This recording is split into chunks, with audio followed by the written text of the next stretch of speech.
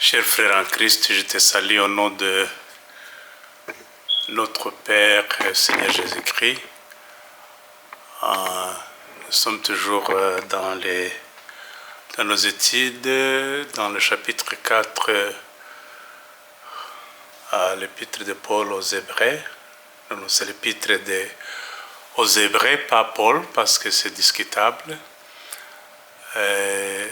Nous sommes au chapitre 4 qui parle du repos en Christ, repos spirituel.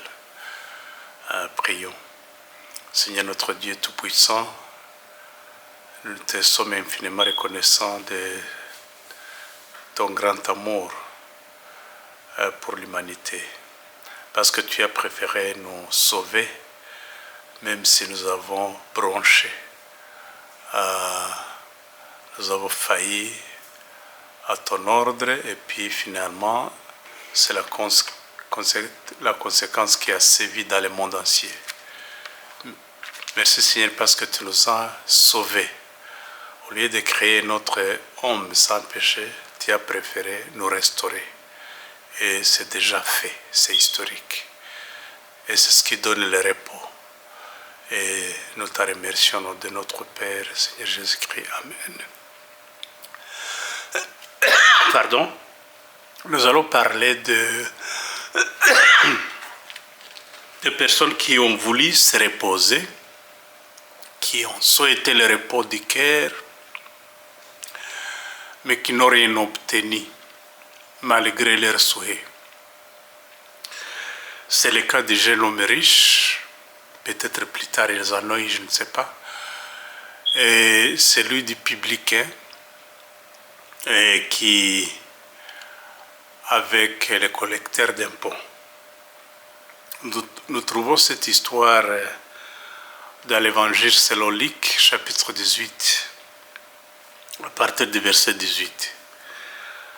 Il est dit, un chef juif demanda à Jésus, « Bon maître, que dois-je faire pour obtenir la vie éternelle ?» C'est une question qui a été posée à Jésus-Christ. Et Jésus lui dit, « Pourquoi m'appelles-tu bon? Personne n'est beau si ce n'est Dieu seul. Tu connais le commandement, ne commets pas d'adultère, ne commets pas de meurtre, ne vole pas, ne prononce pas de faux témoignages contre quelqu'un, respecte ton père et ta mère. » L'homme répondit, « J'ai obéi à tous ces commandements depuis ma jeunesse. » Après avoir entendu cela, Jésus lui dit, « Il te manque encore une chose. Vends tout ce que tu as et distribue l'argent aux pauvres, alors tu auras des richesses dans les cieux. Puis viens et suis-moi. » Mais quand l'homme a entendu ces mots, il devint tout triste, car il était très riche. Jésus vit qu'il était très triste et dit qu'il est difficile aux riches d'entrer dans le royaume des cieux. Il est difficile à un chameau de passer par le trou d'une aiguille, mais il est encore plus difficile à un riche d'entrer dans le royaume de Dieu. Ce qu'il écoutait dire, « Mais qui donc peut être sauvé ?» Jésus lui répondit, « Ce qui est impossible aux hommes est possible à Dieu. » Je pense que tout le monde connaît cette histoire. D'abord, nous commençons par la question, que dois-je faire pour hériter la vie éternelle? Est-ce que pour aller au ciel, la condition c'est l'œuvre de l'homme? Chacun se pose cette question parce que nous avons mangé de l'arbre du bien et du mal. Ce qui fait que naturellement, nous croyons que l'obtention du ciel passe par l'entremise de nos œuvres et de l'observance de la loi. Ce qui est totalement faux. Ce qui veut dire que la question, si on pouvait poser aux gens, parce que tout le monde se pose, presque tout le monde se pose cette question, je pense. Que dois-je faire pour hériter la vie éternelle? Pour aller au ciel, me faut-il accomplir de bonnes œuvres, faire ce que demande la loi, tout ce que demande la loi, et ainsi obtenir la vie éternelle comme échange? C'est totalement faux.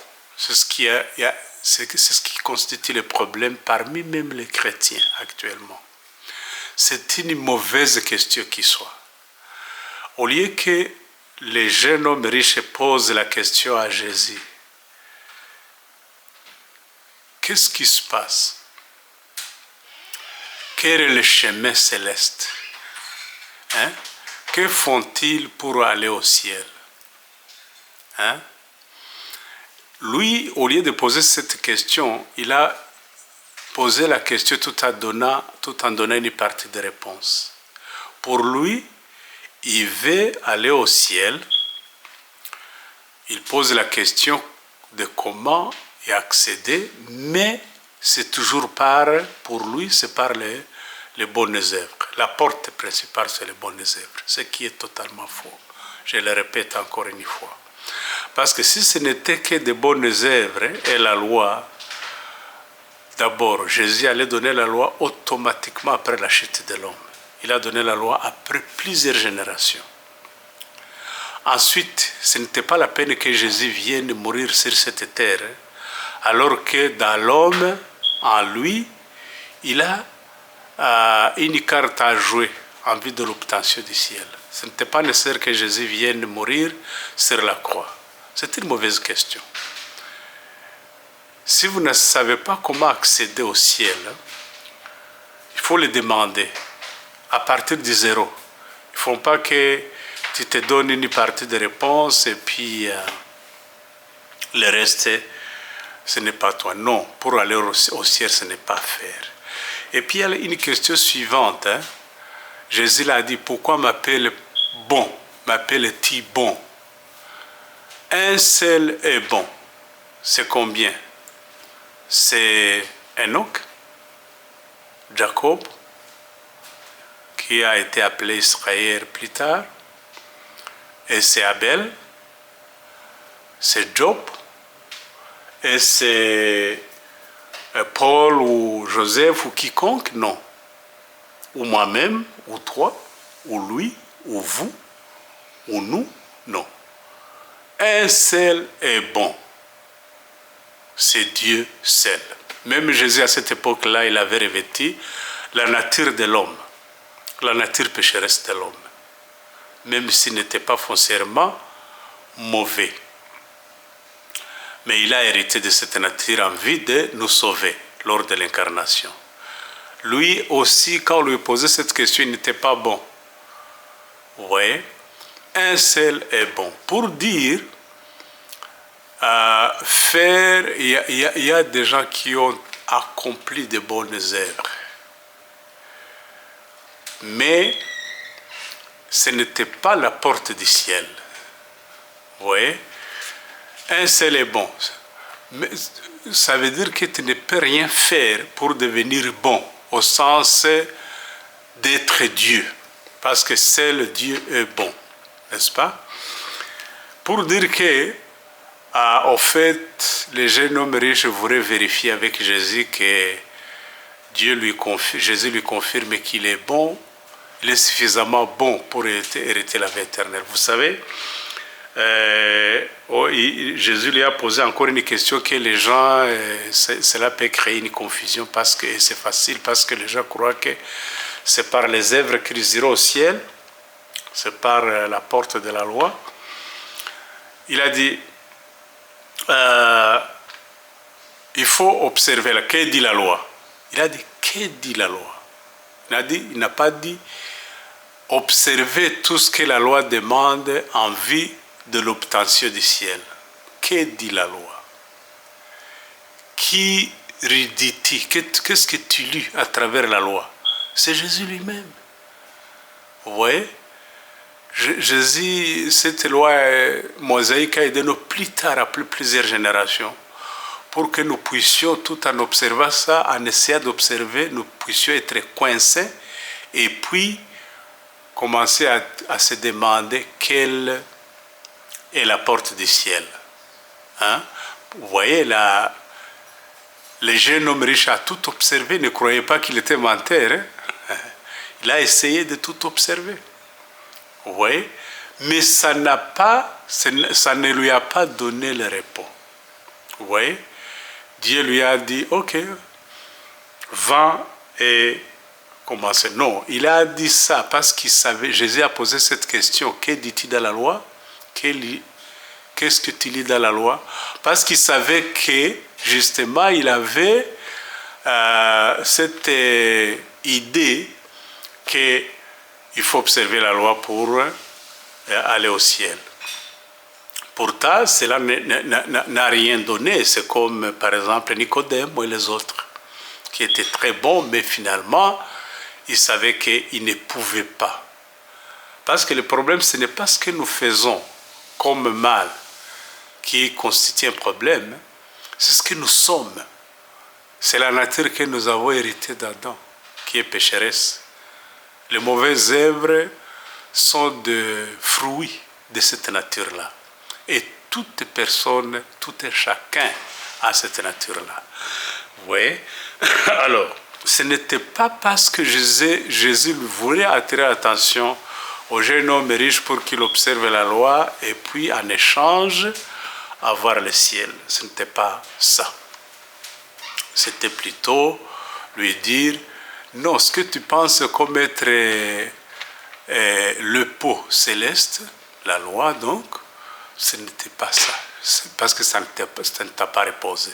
Alors il a demandé, va tout ce que tu as et puis viens me suivre, il te manque une chose. Mais cette chose était tout finalement, même la loi. Parce que Dieu a dit, personne ne sera justifié par la loi. La loi a été donnée pour que tout le monde se taise et que tout le monde se trouve indigne devant la loi. Vous voyez? C'était la raison de la loi. Ce n'était pas pour que cette loi soit une porte ou un pot qui nous mène au ciel. Alors, la richesse dont il est question ici, c'est vrai que les gens riches avaient la fortune physique. Peut-être les chameaux, les champs et tout ce que vous voulez. Il n'y avait pas de compte bancaire à l'époque, il n'y avait pas de véhicules d'avion ou autre chose. Peut-être il y avait de minerais, quelques pierres précieuses, c'est vrai.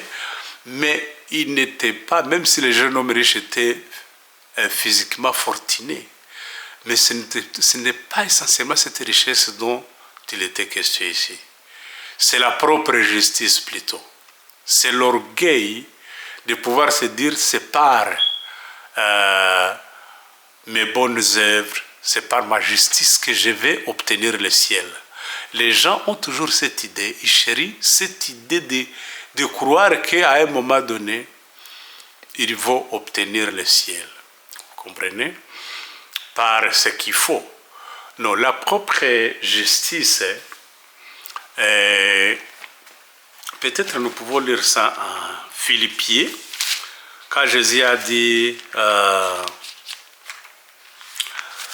aux gens qui l'entouraient, surtout Paul,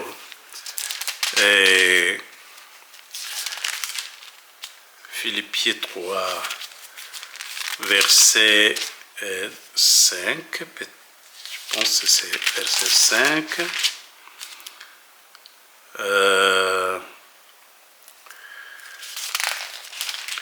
Donc il est dit,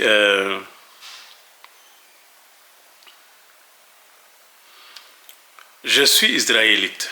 Vous voyez, j'ai été circoncis. C'est quand, c'est ce que l'apôtre Paul s'est vanté, des œuvres que l'apôtre Paul s'est vanté. Mais Et j'étais fanatique, je persécutais l'Église, ce qui concerne la vie juste prescrite par la loi, j'étais irréprochable. La vie, ou alors la vie juste prescrite par la loi, j'étais irréprochable, mais ces qualités, vous comprenez, que je regardais comme un gain. C'est ça, cette richesse-là, ça, la propre justice. Je les considère maintenant comme une perte à cause de Christ. Vous voyez?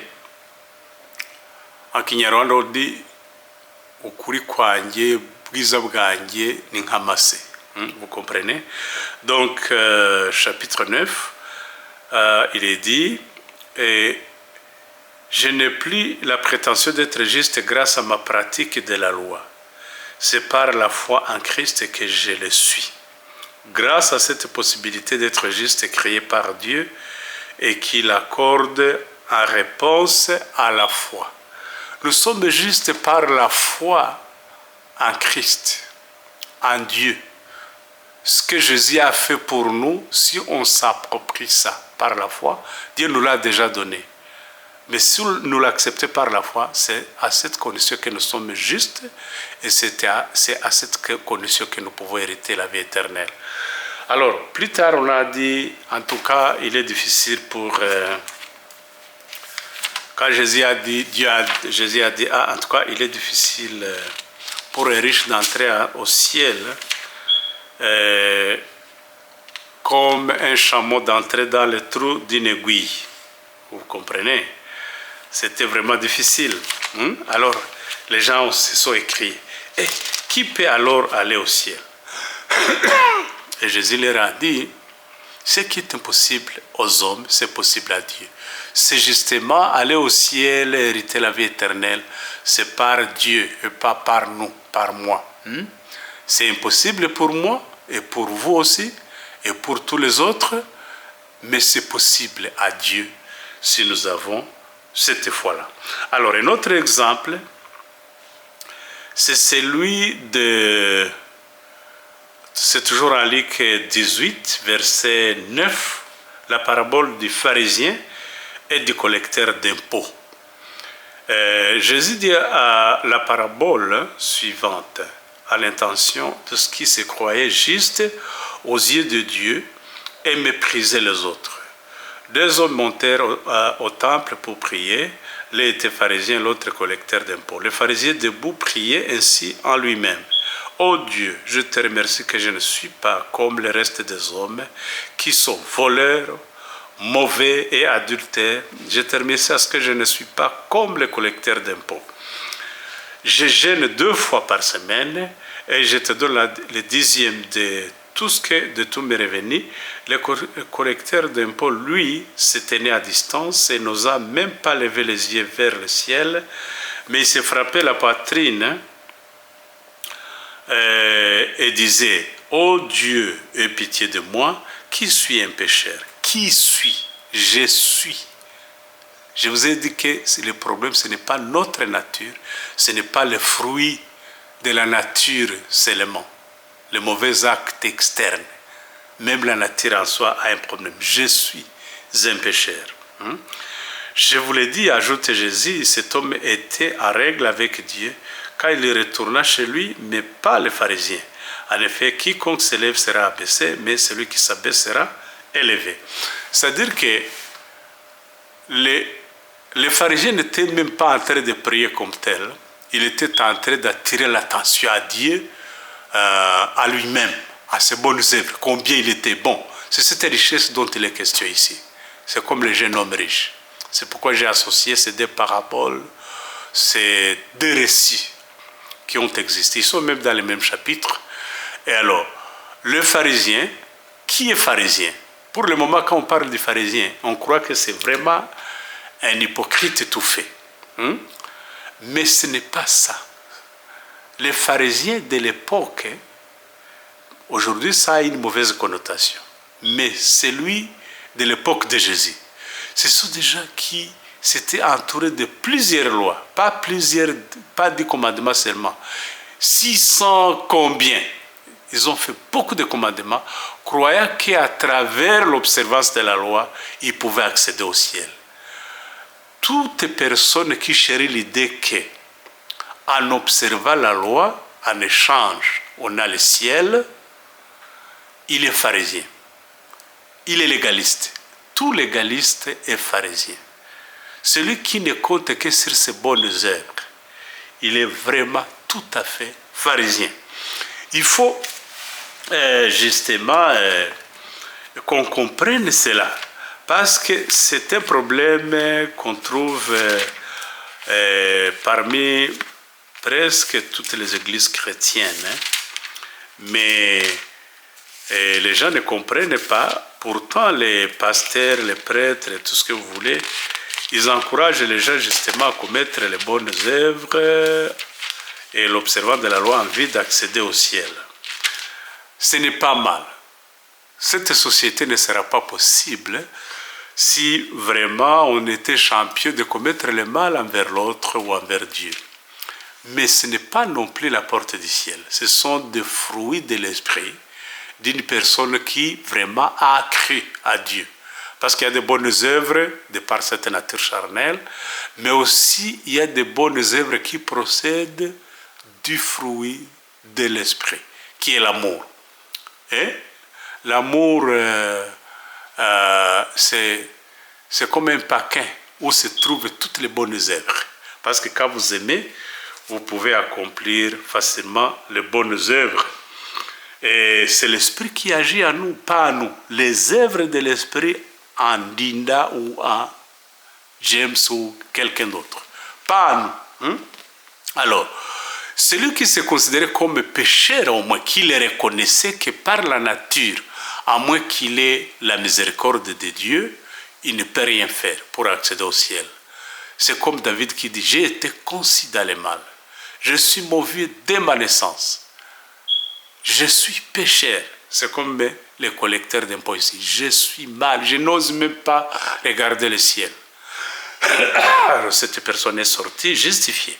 En Matthieu chapitre 7, 23, il est dit, c'est en ton nom que nous avons chassé des esprits mauvais, c'est en ton nom que nous avons accompli de nombreux miracles.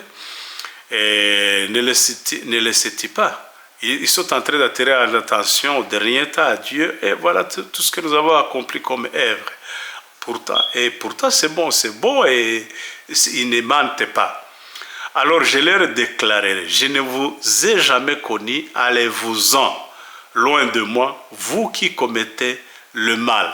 Est-ce que vous pouvez accepter que facilement, le simple fait de croire que la porte du ciel c'est la loi mosaïque ou les bonnes œuvres, tu es une personne aux yeux de Dieu qui commet l'iniquité.